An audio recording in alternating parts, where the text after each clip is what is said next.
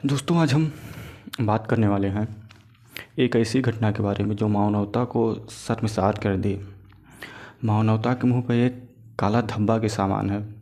हम बात करने वाले हैं आज जलियांवाला बाग हत्याकांड के बारे में, जिसमें क्या कहते हैं, जिस आरोपी को जलियांवाला बाग हत्याकांड के जो आरोपी था, मुख्य आरोपी, उसको सरदार उधम सिंह ने 21 साल बाद लंदन में जाकर 1940 ईस्वी में मारा था।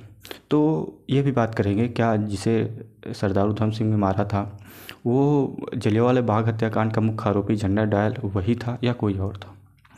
जलियांवाला बाग हत्याकांड में जनरल डायल ने गोलियां क्यों चलवाई, क्यों उतने लोगों का नरसंहार किया, इस चीज़ के बारे में जानेंगे।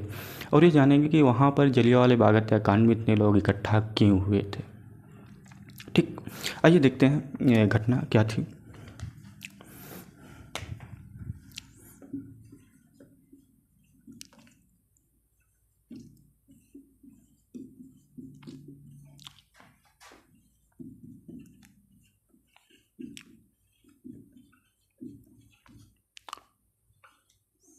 जलियांवाला बाग हत्याकांड ये कब हुआ था? 13 अप्रैल 1919। देखिए, अब ये हुआ क्यों था भाई? लगभग 20 से 25 हज़ार लोग जलियांवाला बाग हत्याकांड में इकट्ठा हुए थे। तो क्यों हुए थे? अंग्रेज़ों ने एक कानून लाया था 1919 में ही। एक कानून पारित किया था अंग्रेज़ों ने, जिसे हम रोलेक एक्ट कहते हैं। ये तो चल ही नहीं रहा है।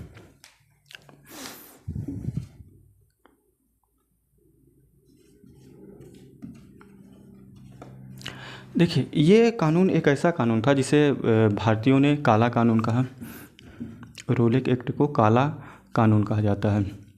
अब ये काला कानून क्यों बता रहे हैं? देखिए, इस कानून के तहत किसी भी भारतीय को शक के आधार पर, मतलब वो जुर्म किया हो या ना किया हो, शक के आधार पर उसे गिरफ्तार किया जा सकता था और गिरफ्तार करने के बाद उसे जेल में बंद किया जा सकता था। तो पुलिस बहुत सारे ऐसे लोगों को रोलेक एक्ट के जरिए, रोलेक एक्ट ने उसे क्या कहते हैं, अधिकार दे रखा था पुलिसों को। तो रोलेक एक्ट के जरिए बहुत सारे लोगों को गिरफ्तार किया और गिरफ्तार करने के बाद जेल में डाल दिया। इसमें से 2 लोग हैं, एक डॉक्टर सत्यपाल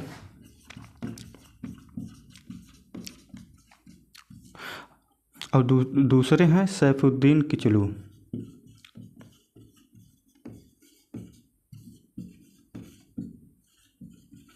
ये इन 2 लोगों को 10 अप्रैल को पुलिस ने जेल में डाल दिया। पुलिस पकड़कर जेल में डाल दिया बिना किसी गुनाह को पुलिस ने इनको पकड़ के जेल में डाल दिया। क्यों? रोलेक एक्ट है। तो इसी क्या कहते हैं, 10 अप्रैल डाल दिया। तो लोगों का गुस्सा बहुत ज़्यादा था। लोगों का गुस्सा इतना ज़्यादा था कि वह प्रदर्शन करने लगे, सड़क उतर आए। तो उसके बाद 19 अप्रैल को सुबह लगभग 20 से 25 हज़ार लोग जलियांवाला बाग में इकट्ठा हुए। इकट्ठा होने का मुख्य ये काम था कि रोलेक एक्ट का विरोध करना और ये डॉक्टर सत्यपाल और सैफुद्दीन किचलू को जो सरकार ने बंद कर दिया है जेल में, तो उनकी रिहाई की मांग करना। मतलब उनको क्यों बंद किया, इस चीज़ के लिए। तीसरा ये कारण था कि उसी दिन बैसाखी थी। तो बैसाखी का मेला होता है जो कि अमृतसर में होता है। तो बैसाखी के मेले में लोग अब एक दूसरे से गले मिल रहे थे, खुशियाँ मना रहे थे। तभी जलियांवाला बाग में प्रवेश करता है एक खूंखार जानवर, आप कह लीजिए। ये जलियांवाला बाग है मान लीजिए, और उसमें अंदर जाने के लिए सिर्फ एक गेट है। जलियांवाला बाग में अंदर जाने के लिए एक गेट है। चारों तरफ बाउंड्री हैं, बीच में बाग हैं, कहीं कुआं है, कहीं कमरे बने हुए हैं। तो ये मान लीजिए जलियांवाला बाग है। इसमें एक ही रास्ता है अंदर जाने के लिए। तो इसमें प्रवेश करता है जनरल डायर।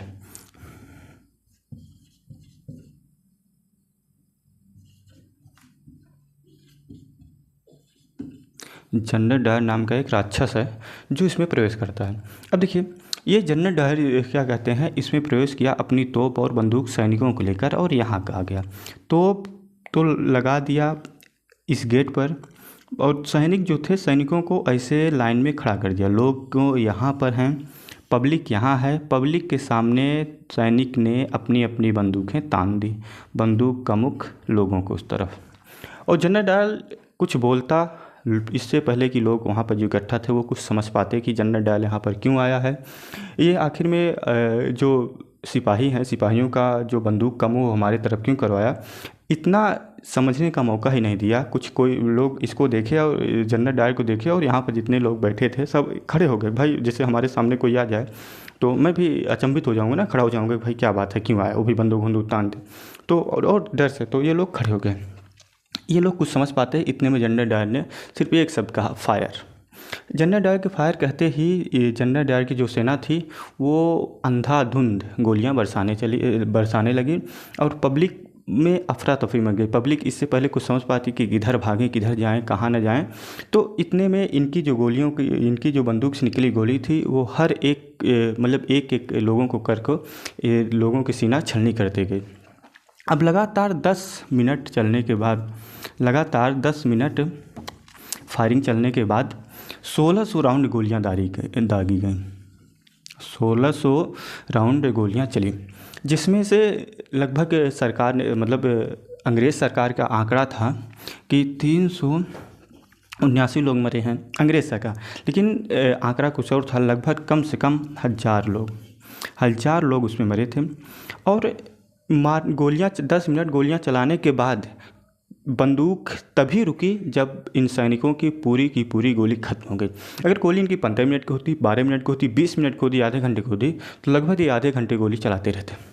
अब देखिए, कुछ लोग तो ये दीवार है तो इस दीवार पे चढ़कर ऊपर उस तरफ भागने का प्रयास किए, लेकिन बंदूक की गोली इनको भी नहीं छोड़ी, इनको भी मारी और गिर गए। यहाँ पर सिर्फ इंसान नहीं थे, आदमी नहीं थे, यहाँ पर जानवर में जैसे कुत्ते थे और भेड़ बकरी भी थी, बच्चे थे, औरत थी, सभी, मतलब कोई व्यक्ति नहीं बचा। गोली का निशाना ये नहीं था कि हम इसको मार रहे हैं, गोली अंधाधुंध चलाई जा रही है, किसी को भी लग जा रही है जाकर, चाहे वो बच्चा हो, चाहे बूढ़ी हो, चाहे औरत हो, कोई भी हो, किसी को भी गोली छोड़ नहीं रही है। यहाँ पर जो भागने का प्रयास किए ये दीवार फांदकर, दीवार पर मतलब इतनी ऊंचाई पर थी कि वहाँ पर ये भाग नहीं पाए। कुआं यहाँ पर एक था जो कि सूखा हुआ कुआं था, ये कुआं है, ये सूखा हुआ था। लोगों ने अपनी जान बचाने के लिए सूखे कुआं में कूदना प्रारंभ कर दिया और एक के बाद एक करके ये कुआं ही भट गया, मतलब लोगों को लाशों से भर गया। जब जनरल डायर 10 मिनट गोली चलाने के बाद अपनी सेना को मोड़ता है और मोड़ने के बाद बाहर जाता है तो बाहर रास्ते में, मतलब अमृतसर के गलियों में जो भी भारतीय इंसान मिलता था उसको भी मार देता था और मारने के बाद अपनी तोप के पीछे उसको बांधकर घसीटे ले जाता था। ये था दरिंदगी जनरल डायर की। अब देखिए, जब ये क्या कहते हैं राक्षस हंसता हुआ यहाँ से गोली चलाया और हंसता हुआ बाहर चलाया, मतलब इसके बाद इसके चेहरे पर किसी भी प्रकार की कोई शर्मिंदगी नहीं थी, कि मतलब कोई भाव नहीं था कि नहीं मैंने गलत किया, सही किया, जो भी किया, ये हंसता हुआ बाहर आया। आने के बाद जब लास्ट में इस कुआं से लाश निकाली गई तो 120 लोगों की लाश इस कुआं से निकली। समझ लीजिए, ये वही 120 लोग हैं जो कि जिंदा कूदे थे इसमें, इनको गोली नहीं लगी थी, अपनी जान बचाने के लिए जिंदा इसमें कूद गए थे, लेकिन ये भी नहीं बच पाए, क्योंकि एक के बाद एक कूदते चले गए और लास्ट में मर गए। अब देखिए, जनरल डायर जब आया तो ये इसकी जांच की गई कि भाई क्या जनरल डायर सही किया या गलत किया। गांधी जी ने भी मांग की कि भाई ये ऐसा क्यों किया। गांधी जी ने भी इसका बहुत बड़ा विरोध किया कि ऐसा नहीं होना चाहिए। रोलेट एक्ट को भी गांधी जी ने काला कानून कह के इसका विरोध कर दिया कि नहीं, ये रोलेट एक्ट इंडिया में यानी भारत में नहीं आना चाहिए, भारत के लिए नहीं है। तो जब इसकी जाँच की गई तो इसकी एक कमेटी बैठाई गई, जिस कमेटी के अध्यक्ष से लेफ्टिनेंट जनरल ओडवायर, ये ध्यान देने वाली बात है, ओडवायर, लेफ्टिनेंट जनरल ओडवायर, ये थे कमेटी के जांच करने वाले मुख्य अधिकारी। मतलब इन्हीं के कहने पर जनरल डायर को सज़ा होगी, इन्हीं के कहने पर जनरल डायर मुक्त हो जाएगा। तो इन्होंने जांच करने के बाद लास्ट में इन्होंने जनरल डायर को बरी कर दिया। जनरल डायर ने अपनी सफाई में ये कहा कि अगर मैं इन भीड़ पर यानी इन लोगों पर अगर मैं गोलियां ना चलवाता तो ये लोग हमें मार डालते। अब जनरल डायर ने कहा कि हमने अपनी बचाव में गोलियां चलाई है, मैंने ऐसे गोलियां नहीं चलाई। जनरल डायर ने इतना कहा कि मैं इतना मतलब मूर्ख व्यक्ति नहीं हूं कि इन लोगों पर गोलियां चलवा दूंगा बिना किसी। इन्होंने कहा कि भीड़ हम पर हमला कर रही थी तो हमने अपने बचाव के लिए गोलियां चलाई। मतलब इतना ज़्यादा झूठ बोला ये। और झूठ बोलने के बाद लेफ्टिनेंट जनरल उडवायर ने जनरल डायर को रिहा बरी कर दिया। उसके बाद अमृतसर के एक हंटर कमीशन, ये जनरल उडवायर ने जांच किया। जनरल उडवायर के बाद हंटर कमीशन ने को दे दिया गया रिपोर्ट। हंटर कमीशन और जनरल डायर दोनों ने जनरल डायर को बाइज्जत बरी कर दिया। और बरी करने के बाद इनका प्रमोशन भी किया गया भाई साहब। मतलब कि जैसे ये इनको तो बरी कर दिया गया, इनको किसी भी प्रकार का कोई इल्ज़ाम नहीं लगाया गया, इन पर कोई मतलब कि किसी भी प्रकार का कोई भी 1% का इन पर दबाव नहीं डाला गया कि आपने गलत किया, आपने ऐसा क्यों किया, क्योंकि ये पहले ही सफाई दे दिए थी कि अगर मैं न मारता तो भीड़ मुझे मार डालती। जनरल उडवायर ने इनको बाइज्जत बरी कर दिया। और बाइज्जत बरी करने के बाद जनरल डायर को ये कहा गया कि अब तुम इंडिया कभी नहीं आओगे। जनरल डायर से कहा गया कि तुम इंडिया वापस कभी नहीं आओगे, बल्कि इंग्लैंड में रहकर ही तुम्हें सर्विस करना पड़ेगा। और जनरल डायर का प्रमोशन किया गया। मतलब अमृतसर में 1000 लोगों को बिना वजह को मार दिया और मारने के बाद इनका प्रमोशन किया गया।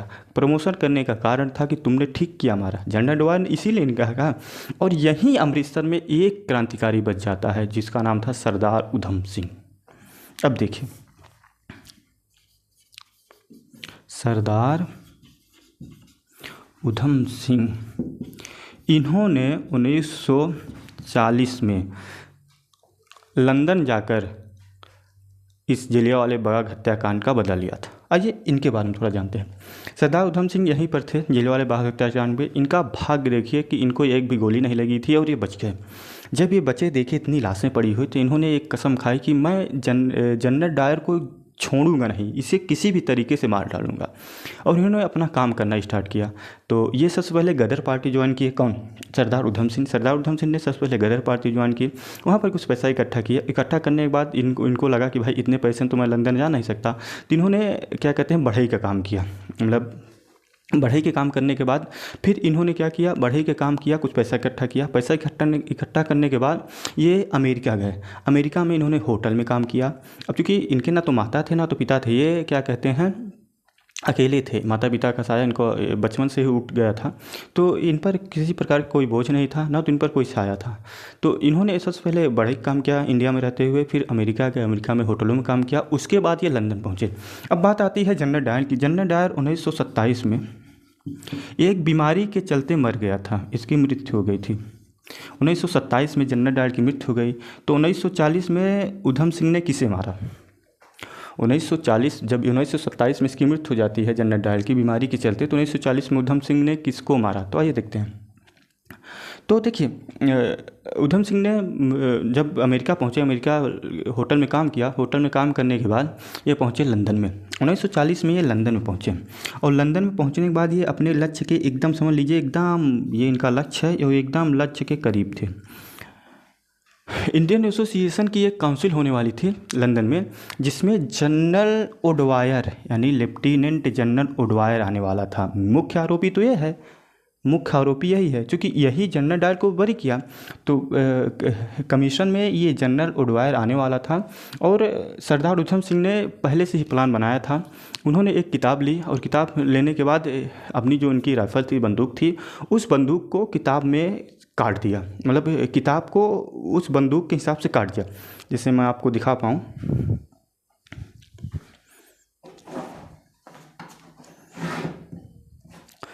देखिए, जैसे ये है डायरी है, ठीक, ये किताब है। तो अब अगर हमें कुछ इसमें छिपा के ले जाना हो तो इसको मैंने खोला। और खोलने के बाद जैसे मान लीजिए ये हमें इसमें रखना है, तो मैंने इसी के हिसाब से इसको इतना काट दिया। और काटने के बाद इसको रख दिया, जब इसमें ऐसे बना दिया, मान लीजिए जैसे खुक्का की चीज़ होता है ना, तो इसमें रख दिया। और रखने के बाद इसको बंद कर दिया। तो ये जैसे ऊँचाई है अभी तो समझ में आ रहा है, लेकिन जब ये कट जाएगा तो ये समझ में नहीं आएगा। तो बस ऐसे ही उन्होंने एक किताब ली। और किताब लेने के बाद अपनी जो राइफ़ल थी उसमें राइफ़ल के हिसाब से कटिंग की। कटिंग करने के बाद उसको मतलब कमीशन हॉल में ले गए। ले जाने के बाद सबसे पहली सीट पर बैठे थे और इंतज़ार कर रहे थे कब जनरल ओडायर आए और वो मारे। जैसे ही जनरल ओडायर आता है उन्होंने धड़ाधड़ 3 गोलियां उसके सीने में उतार दी और 3 गोलियां मारने के बाद सरदार उधम सिंह ने जनरल ओडायर को 3 गोलियां मारी और 3 गोलियां मारने के बाद वो वहीं खड़े रहे। हाल में मतलब कि भगदड़ मच गई, लेकिन वो नहीं भागे। लास्ट में उन्होंने अपने आप को पुलिस के हवाले किया और पुलिस के हवाले करने के बाद जब उससे पूछताछ हुई तो उन्होंने कहा कि मैंने जलियांवाला बाग हत्याकांड की बदला लिया और मैंने कुछ नहीं किया। हमारे जो भारतीय मतलब कि निर्दोष लोगों पर आप मतलब ये जनरल डोभाल ने अत्याचार किया था। जनरल डोभाल के कहने उनका कहना था जनरल डोभाल कहने पर ही जनरल डायर ने वहाँ गोलियाँ चलाई थी, तो इसीलिए मैंने जनरल डोभाल को मारा। उन्होंने कहा कि यदि जनरल डायर जिंदा होता तो मैं इसे भी मारता। कह रही तो मर गया था 1927 में। लास्ट में 31 जुलाई 1940 को सरदार उधम सिंह को फांसी दी गई।